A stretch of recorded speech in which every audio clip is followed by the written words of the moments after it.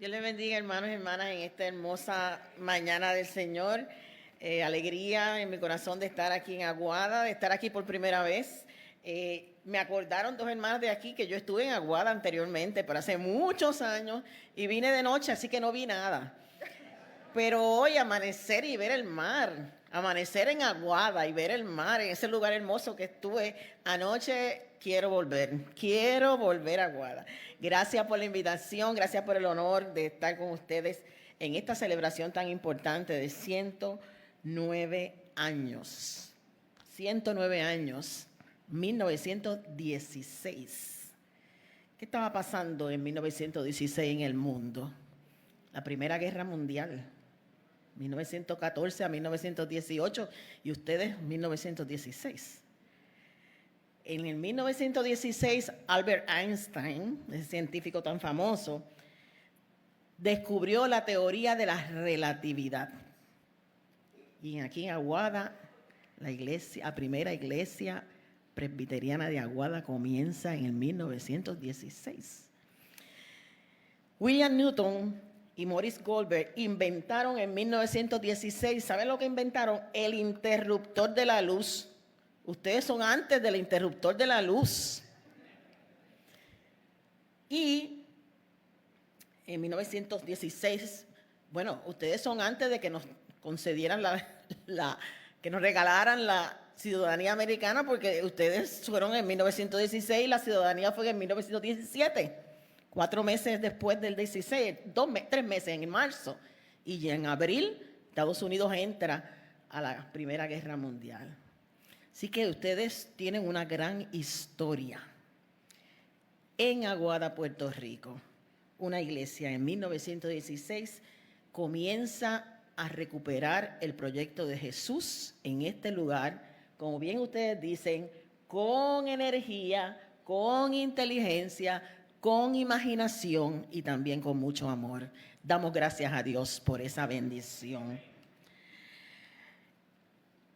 Hoy leímos el texto de Mateo 6:33, que lo voy a volver a repetir, y dice: mas buscad primeramente el reino de Dios y su justicia, y todas estas cosas serán añadidas.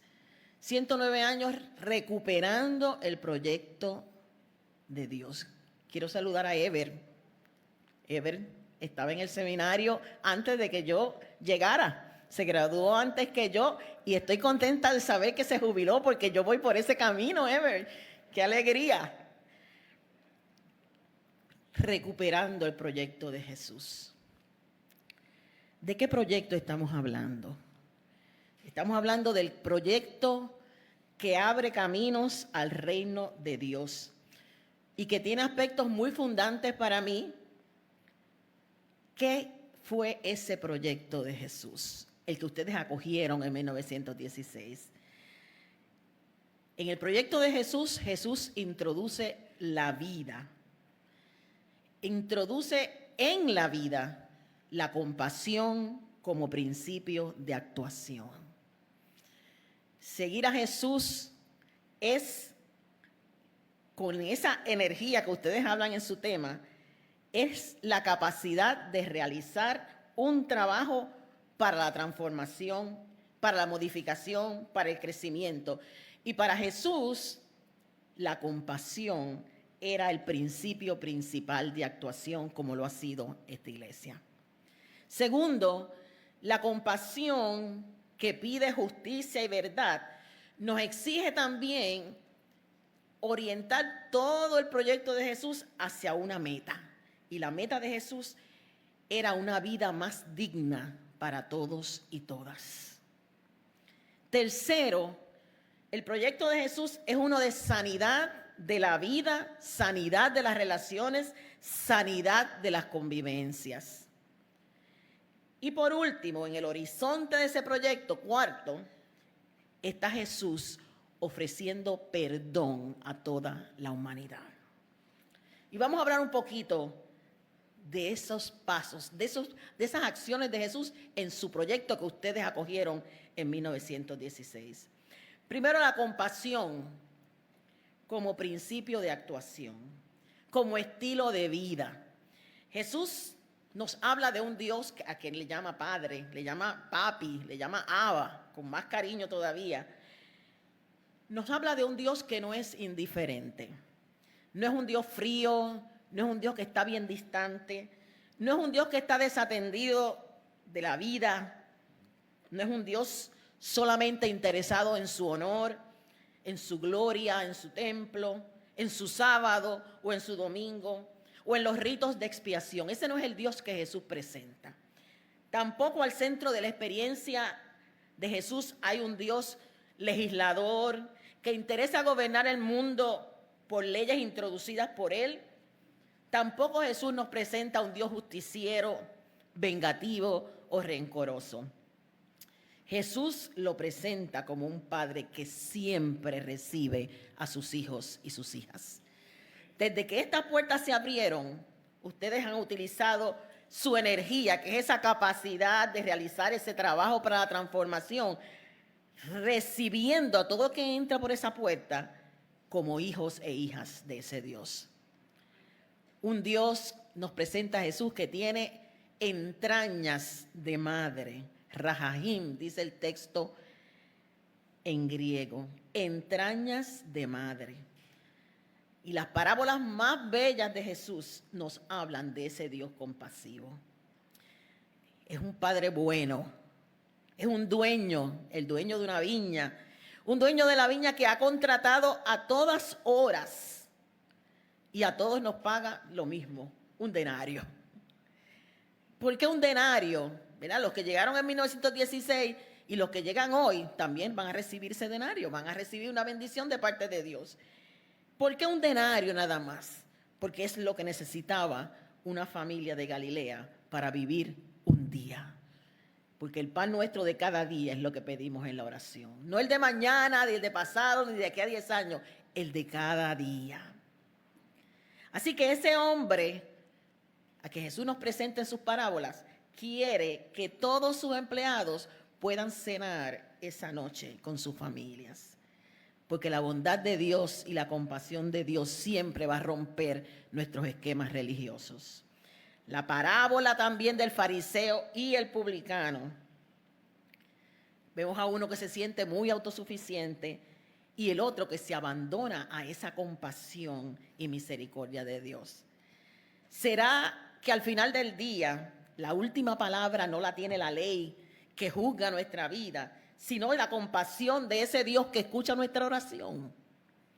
Sed compasivos como vuestro Padre es compasivo. Es la compasión lo que los ha motivado a ustedes a estar aquí por 109 años. La parábola del samaritano. Aquí se rompe con todos los esquemas, con todas las clasificaciones entre amigos, enemigos, pueblo escogido, gente extraña, pueblo puro, gente impura. Los representantes del templo en esta parábola del buen samaritano pasan de largo. Y quien es el salvador de aquella persona herida es precisamente el odiado enemigo. Porque en Jesús todo se tiene que reordenar hacia la compasión. Mateo 25 nos habla de 6 situaciones básicas, necesidades básicas en las que nosotros como pueblo de Dios, como gente de Dios, tenemos que mostrar esa compasión. Dice el texto: a los hambrientos, a los sedientos, a los inmigrantes, a los desnudos, a los enfermos, a los encarcelados. Así que el proyecto de compasión que hay que recuperar, no importa la crisis que estemos viviendo, no habla de grandes palabras, habla de cosas sencillas y prácticas, tangibles: la comida, la ropa, la bebida. Se habla de cosas tan concretas como dar, como acoger, como visitar, como acudir, porque en esa compasión de Jesús, nuestra salvación está intrínsecamente ligada a atender las desgracias de la gente. Y la perdición también está intrínsecamente ligada a la indiferencia ante el sufrimiento de la gente. Así que hay que usar todas nuestras energías en el momento que estamos viviendo hoy, 109 años después. Toda nuestra energía tenemos que utilizarla para hacer el bien, porque estamos en un momento de mucha maldad. Segundo, la dignidad de otros como meta de este proyecto. La dignidad de otros. La compasión que pide justicia nos obliga a reordenar toda la vida de la iglesia y la vida nuestra personal hacia una meta. Aprender a vivir desde la realidad del otro y la otra. Desde el lugar diferente. Desde el lugar de los últimos. Jesús siempre hablaba de los últimos. Desde la defensa de la gente más vulnerable. Es por eso que recuperar ese proyecto de Jesús 109 años después no significa organizar nuestra iglesia para que sea la mejor o la más perfecta o la más cultos que celebra el domingo. Jesús no se ocupó de eso, ni tampoco transformó la liturgia, ni hizo otro ritual más digno, porque lo que él quería era la vida digna para todos y todas. Esa era su meta. Es por eso que nunca vemos a Jesús allá en las villas de Séfori, ni en los palacios de Tiberíades. Lo vemos siempre en las aldeas pobres de Galilea, acercándose a la gente enferma, a la gente desvalida, sentándose a la mesa con las personas indeseables de su sociedad, acogiendo a la gente marginada de la sociedad, la gente marginada socialmente, pero también la gente marginada de la religión. Jesús nunca destruye a sus enemigos. Ese no es el camino de Jesús. Eso era lo que esperaba el pueblo de Israel, una destrucción de todo el que no fuera judío. Él nos deja claro quiénes son los bienaventurados y las bienaventuradas. Las bienaventuranzas son gritos que le salen a Jesús desde dentro. Gente sin tierra, dicen las bienaventuranzas. Gente que no tiene un papel. Gente sin poder defenderse. Gente que llora. Gente desacreditada. Gente de limpio corazón. Esa es la gente bienaventurada. Y ese es Dios hecho uno con la gente de abajo. Para esto necesitamos utilizar nuestra inteligencia como ustedes han hecho. Esa capacidad de entender, de comprender, de buen juicio, de prudencia para entender que ninguna religión, ninguna iglesia será bendecida por Dios si vive de espaldas a esta gente. Tercero, la sanidad como programa. La imaginación, imagínense un mundo sin enfermedad, sin dolor, sin lágrimas. La imaginación nos obliga a un proceso nuevo, creativo. No se conformen en este siglo, le decía el apóstol, siglo I. No se conformen en este siglo, transfórmense mediante la renovación del entendimiento. Y para eso hace falta imaginación. Imaginación de ver lo que Jesús veía, un mundo de gente sana.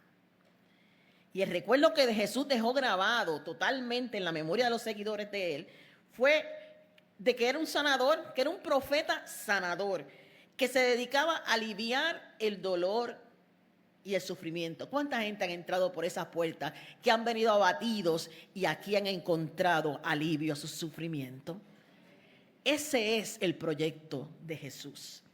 Lo primero para Jesús era la vida sana de la gente. Los líderes religiosos no les importaba tanto eso. Ellos vinculaban todo con el sistema, no con la vida feliz de la gente, sino con las normas. No se sentían llamados a sanar la gente, sino a asegurar su religión, asegurar el cumplimiento del sábado, asegurar la observación de leyes de pureza, la ley.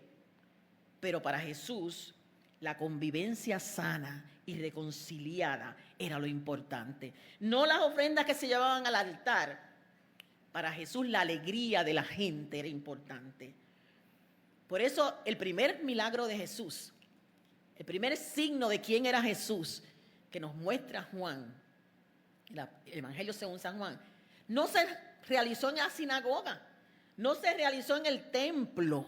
El primer milagro de Jesús lo celebró en una fiesta que la gente estaba preocupada y avergonzada porque se les había acabado el vino.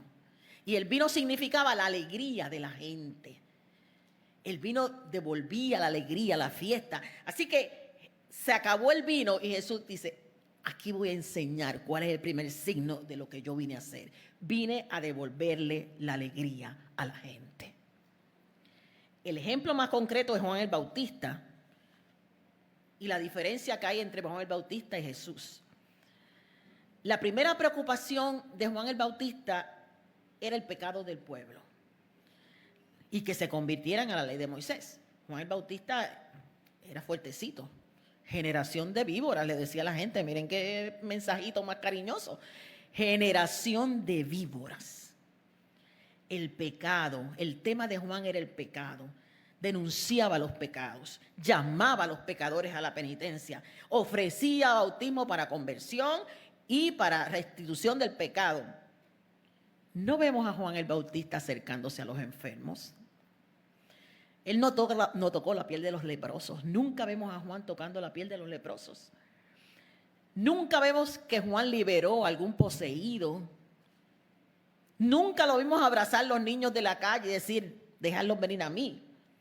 Nunca vemos a Juan sentarse a comer con pecadores, ni con prostitutas, ni con gente indeseable. El perdón de Juan no era gratuito, no era gratuito. Bueno, él era raro en todo. Él comía cosas raras, él se vestía raro y él predicaba raro. Con todo y eso, Jesús dijo, de los nacidos de mujer no hay uno más grande que Juan el Bautista, ¿verdad? Pero eran totalmente diferentes Jesús y Juan el Bautista. Por el contrario, la preocupación de Jesús era el sufrimiento de la gente más enferma y deteriorada. No llamó a la gente a bautizarse en el río Jordán. Jesús no llamó a nadie a bautizarse en el Jordán, ni a subir al templo siquiera a Jerusalén. Cuando sube al templo es cuando ya va a ser crucificado. Jesús se acercaba a los enfermos, a las personas tullidas, a las personas con alguna discapacidad para aliviar el sufrimiento. Porque Jesús decía que el mal los tenía destruidos y excluidos de la vida sana. Y es tan desconcertante eso para Juan, cuando ve lo que Jesús viene a hacer, porque Juan anunció que venía uno detrás de él, el cual él no era digno de desatar sus sandalias. Y fue tan desconcertante cuando ese que llegó empezó a hacer cosas que Juan no esperaba que hiciera, que Juan estaba en la prisión y le mandó a preguntar a Jesús, ¿eres tú el que habría de venir o tengo que esperar a otro? Entonces Juan se las traía. ¿Eres tú el que yo estoy predicando que viene detrás de mí? Y Jesús le dijo a sus discípulos, vayan y díganle a Juan que los ciegos ven, que los cojos andan, que los sordos oyen, que los leprosos son limpiados, que los muertos resucitan y que a los pobres se les anuncia una buena noticia. Ese es el proyecto de Jesús que ustedes han recuperado hace 109 años. Y le dijo más, porque si Juan era tremendito, Jesús también. Le dijo, y díganle a Juan que dichoso aquel quien no se sienta defraudado por mí. Ese es el proyecto de Jesús que tenemos que recuperar. Nadie se puede sentir defraudado por el Jesús que atiende a quien tiene que atender. 2 mandatos se repiten en los evangelios. 2 mandatos. Anuncien el reino de Dios, que está ya cerca. Dios está llegando. Dios quiere un mundo nuevo. Cambiad, creed a la buena noticia. Y 2, sanad enfermos, resucitad muertos, limpiad leprosos, arrojad fuera demonios. Así que la primera tarea de esos seguidores y seguidoras de Jesús no era celebrar cultos, no era elaborar teologías, aunque yo me quedé sin trabajo, no era predicar moral, era curar, era sacar del abatimiento, sanear la sociedad. En ese proyecto que podemos decir que es un proyecto terapéutico, ese era el camino de Jesús. Lo demás era importante, el culto, la teología, la moral, la educación, pero eso es importante cuando están encausadas a sanar la vida de la gente. Y cuarto, el perdón como horizonte. El amor. Lo más que ocasionó escándalo en Galilea era la amistad de Jesús con los pecadores, con los recaudadores de impuestos que eran pillos, con las prostitutas, con los indeseables. Nunca había ocurrido algo así en Israel. Ningún profeta se había acercado a ellos con esa actitud que Jesús lo hacía, de respeto, de amistad, de simpatía. Jesús no les hablaba de la ira de Dios como el Bautista. No se dirigía a ellos como un juez irritado. Ellos se sentían así porque su propia vida les acusaba y reaccionaban con hostilidad ante todo y todos. Se autoexcluía la gente de la gracia de Dios y culpaban a otros por lo que su conciencia les acusaba. No se podían perdonar porque su religiosidad no sabía de perdón. Y entonces llega Jesús. ¿Cómo un hombre de Dios los podía aceptar como amigos sin exigirle nada? Sentarse a la mesa con alguien siempre ha sido un signo de cercanía, de confianza y de amistad. Siempre. Usted no invita a cualquiera a su mesa. No se come con cualquiera. Y en aquella sociedad judía se cuidaba tanto la propia santidad que se marcaban las diferencias entre unos y otros. Cada quien comía con los suyos. Judíos con los judíos, los paganos con los paganos, los ricos, obviamente con los ricos, los pobres con los pobres. Los piadosos fariseos comían con los suyos. Los monjes del Qumran con su comunidad. Pero la mesa de Jesús era una mesa abierta a todo el mundo. En el proyecto de Jesús, la compasión acogedora sustituye esa santidad que excluye. Una vez Jesús contó una parábola de un señor que organizó una cena, una gran cena, e invitó a todas sus amistades, personas influyentes.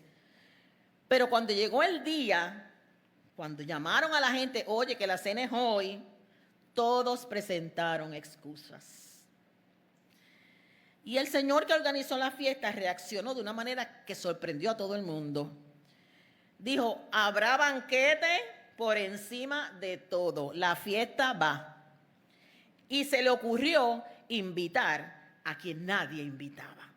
A los pobres, a los enfermos, a los ciegos, a los cojos. Y como todavía había espacio, mandó a su siervo a salir fuera de la ciudad para que fuera a invitar a los que vivían en las murallas. Y en las murallas vivían los forasteros, los inmigrantes,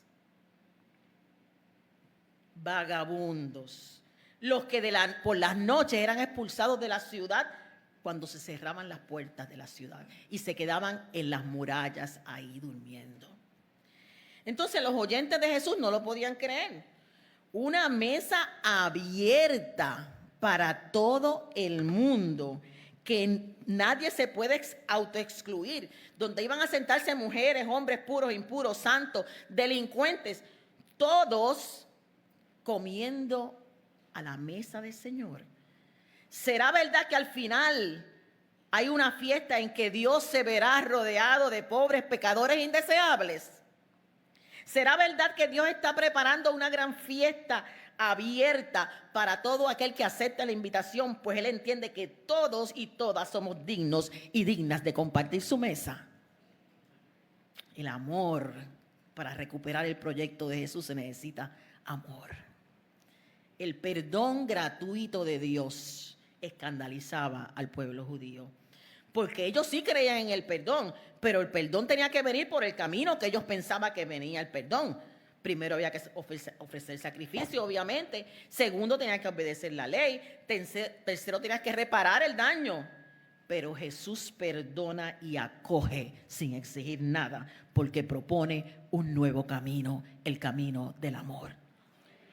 Ser una comunidad que quiere recuperar después de 109 años ese proyecto de Jesús. Eso significa que ustedes son una iglesia que está anclada en esta comunidad. Que son una iglesia que suceden en esta comunidad, que actúan, que viven, que funcionan, que respiran en esta comunidad.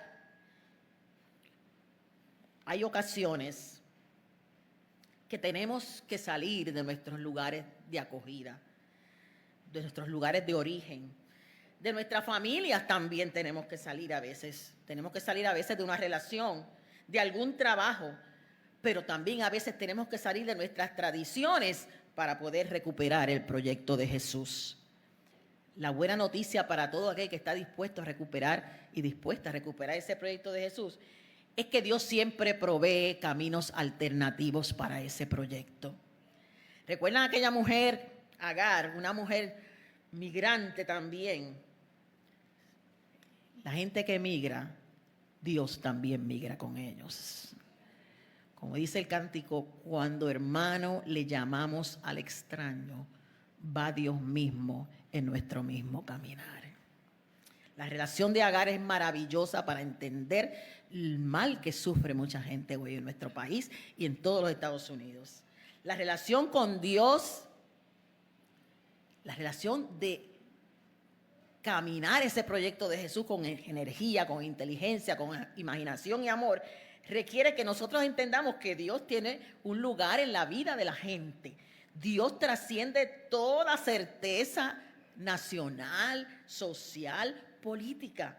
En esa experiencia de cambio, cuando uno tiene que cambiar de vida para acoger el proyecto de Dios como iglesia, tenemos que asumir ese proyecto con todas las consecuencias también.